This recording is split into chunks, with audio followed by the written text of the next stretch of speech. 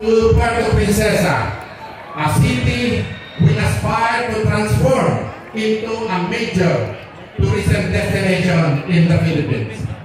Welcome to the Ramon V. Mitra Jr. Sports Complex and Fitness Park. Welcome to the Balayong People's Park, and welcome to the Puerto Princesa Government Center.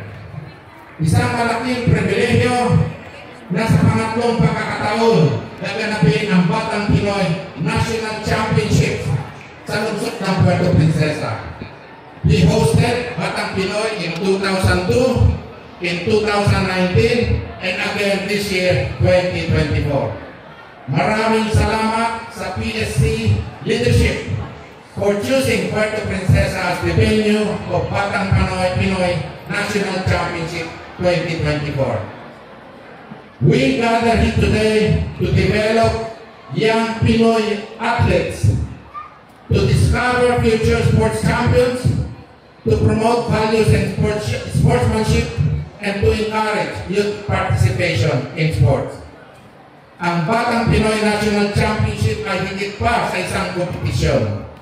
Ito ay isang pagdiriwang ng pagkakaibigan, pagkakaisa, at ang pagpapahalagang tunay na Pilipino. Ang Batang Pinoy ay isa ding selebrasyon ng potensyal ng kabataan. Isang malaking karangalan para sa lungsod ng Puerto Princesa na maging bahagi sa mga adhikain ito. Sa ating mga batang atleta, nagmula sa iba't ibang parte ng Pilipinas, kayo ang puso ng sporting event na ito. Bawat isa sa inyo ay may dalang pangarap, hindi lamang para sa inyong bayan, kundi maging ng kinabukasan ng sports sa ating bansa.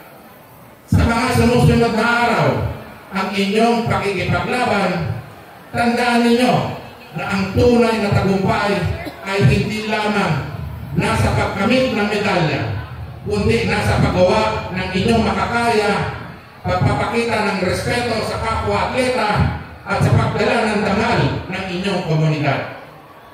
Kayo ay natututo ng mga aral tungkol sa pagtitiyaga, disiplina at magandang asal na magagamit ninyo sa inyong paglalakbay sa buhay.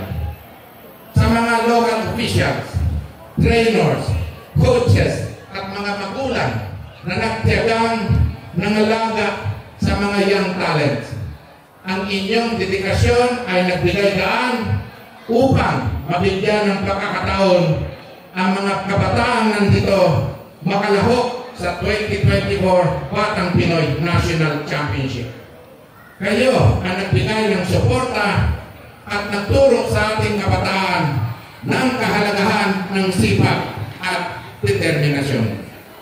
Sa mga athletes, coaches, trainers, and technical officials, kayo ay nakarating dito dahil sa inyong pagsisikap at dedikasyon, at bawat kalahok dito ay nagtagumpay na.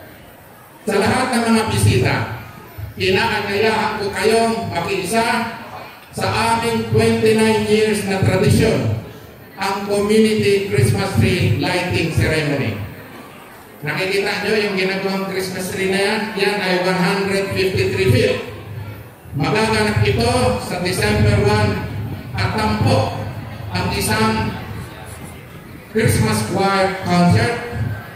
Ang Christmas message mula sa Mayor, isang public countdown para sa switch on ng Christmas tree lights at isang bonggang pyro musical show. Good luck sa inyong lahat.